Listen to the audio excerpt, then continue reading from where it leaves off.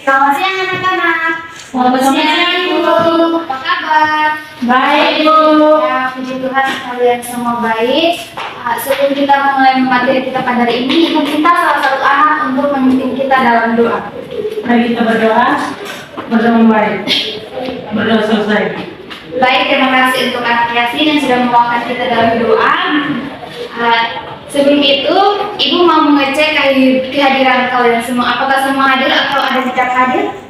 Hadir semua, Ibu. Ya, baguslah kalau semua hadir. Ibu boleh pinjam spidolnya ya, Lina? Oke, baik. Hari ini kita akan belajar mengenai struktur sel jaringan dan fungsi organ tumbuhan. Namun sebelum itu, ada yang ingat dengan materi minggu lalu? Ya, Loni silakan. Materi minggu lalu tentang jaringan, Ibu, pengertian jaringan. Nah, jaringan pada tumbuhan adalah akumulasi dari sel-sel dalam tumbuhan yang memiliki fungsi, struktur, dan bentuk linear atau sama. Ya, betul sekali. Nah, minggu lalu kita belajar mengenai pengertian jaringan. Nah, jaringan ini dianggap sebagai elemen biologis yang menghubungkan antar sel dan juga organ. Nah, hari ini kita akan belajar tentang struktur jaringan dan fungsi organ tumbuhan.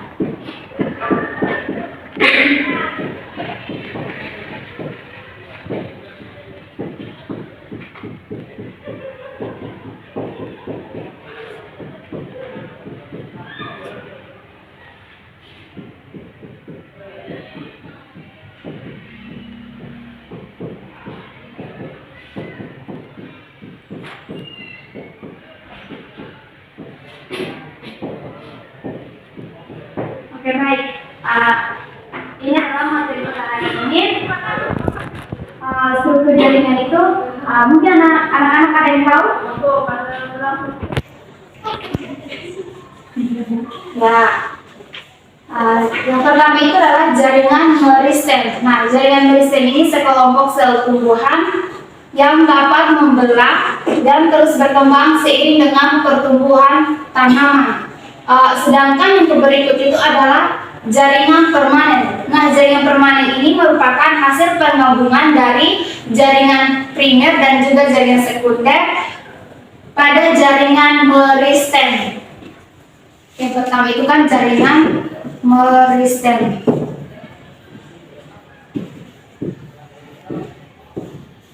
Yang kedua itu adalah jaringan permanen. Nah, di dalam jaringan permanen ini dia terbagi atas dua jenis jaringan, yaitu yang pertama adalah jaringan epidermis dan juga jaringan parenkim. Nah, ada yang tahu perbedaan jaringan epidermis dan juga jaringan parenkim?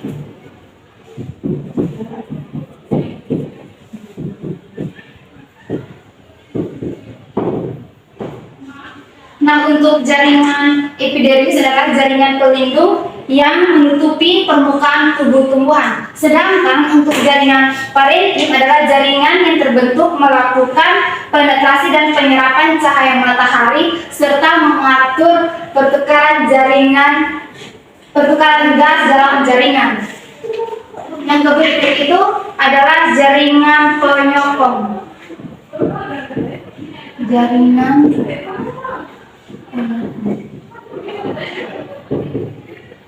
Nah, di dalam jaringan penyokong ini ada dua jenis, yaitu jaringan kolenkin dan juga jaringan sklerenkin. Jaringan kolenkin dan jaringan sklerenkin. Untuk jaringan penyokong sendiri itu merupakan jaringan berdinding tebal yang dapat menunjang tubuh tumbuhan agar dapat berdiri kokoh. Nah, untuk selanjutnya itu adalah jaringan pengangkut. jaringan pengangkut.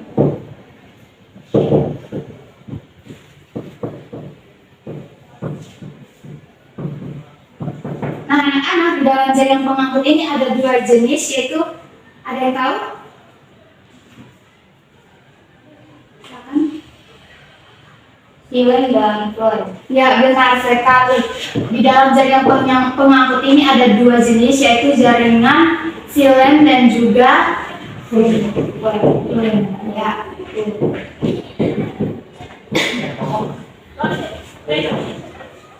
Untuk perbedaannya itu ada yang tahu? Fungsinya sendiri ada yang tahu?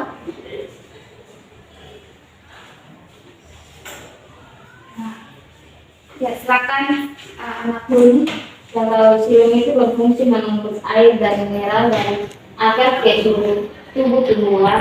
Dan fluid itu berfungsi mengangkut hasil fotosintesis ke seluruh tubuh tumbuhan. Ya, benar sekali, kita berikan aplaus ya untuk Antoni.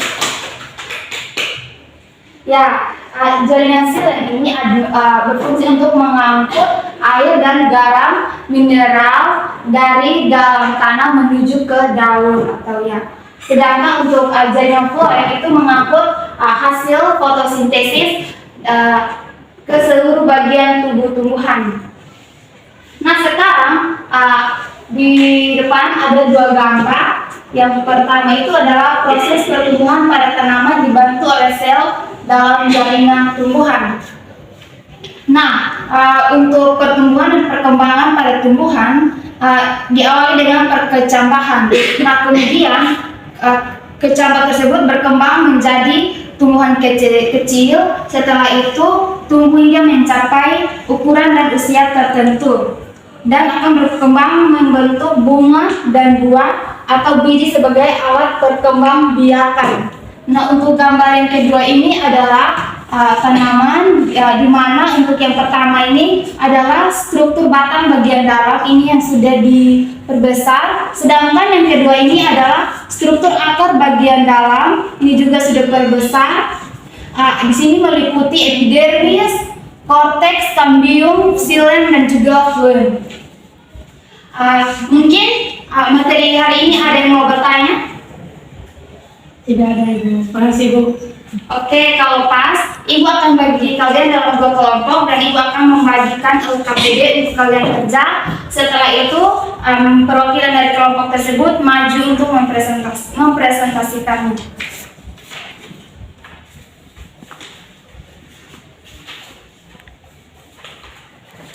Ibu memberikan waktu 2 menit untuk mengerjakan soal tersebut. Jika ada yang sudah selesai, bisa maju ke depan untuk mempresentasikannya. Mungkin ada yang mengalami kesusahan.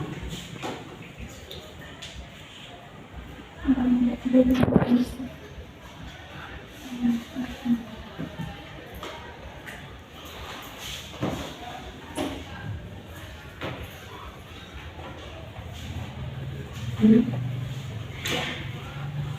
kasih, Bu. Mungkin ada yang bertanya mengenai soal tersebut, atau ada yang kurang paham?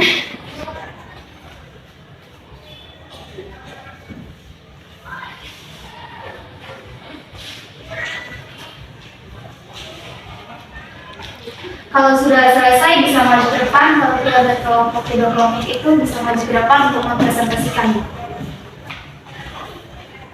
Mungkin kelompok 1.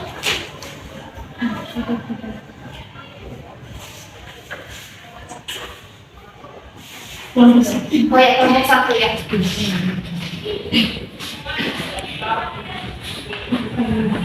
Oke, baik. Saya mewakili kelompok 1 akan menjawab pertanyaan Mary. Yang pertama, sebutkan jaringan penyusun silan dan fluid. Struktur apa yang membedakan keduanya? Kemudian jawabannya, penyusun utama silen trachea dan trachea sebagai saluran transfer dan penyokong. Sedangkan fluid itu tersusun atas sel-sel yang masih aktif atau hidup dan yang telah mati. Nah, perbedaan keduanya, dinding sel silen adalah impermeable, sedangkan pada phloem adalah permeable. Nah, struktur yang membedakan yaitu sel yang berbentuk dari sel-sel mati dan phloem berbentuk dari sel-sel hidup. Nah, pertanyaan yang kedua, jelaskan perbedaan koenkim dan sklerenkim berdasarkan sifat sel penyusun, dinding sel dan letaknya. Nah, yang pertama, jaringan koenkim berbentuk memanjang, ada yang selnya mengandung kloroplas, bekerja pada organ tumbuhan yang aktif, jarak antar selnya sangat rapat, berfungsi sebagai penguat atau penyokong organ yang masih muda. Kemudian primer hidup. Jaringan sklerenkim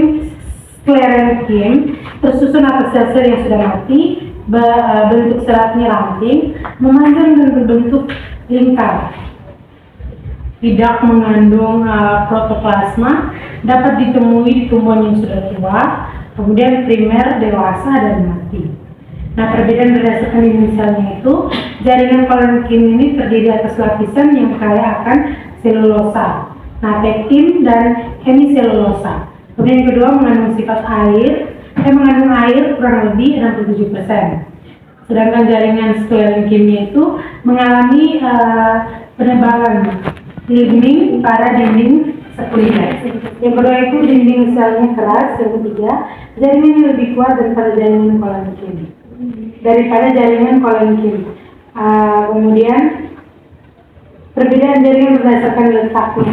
Jaringan koenkim itu letaknya di bagian peti. Yang kedua itu bisa ditemui di bagian batang, daun, bunga buah, dan ranting. Sedangkan jaringan sklerenkim itu terletak di antara jaringan xilem dan phloem, terus pada bagian korteks.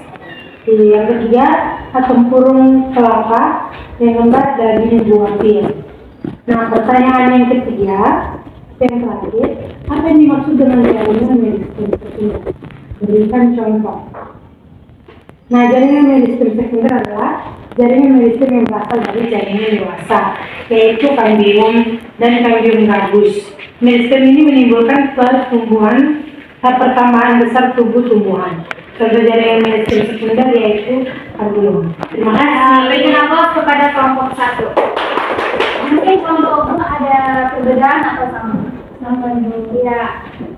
Terima kasih untuk anak-anak yang sudah antusias dalam materi hari ini. Mungkin ada yang mau bertanya atau mau memberikan kesimpulan mengenai materi kita hari ini?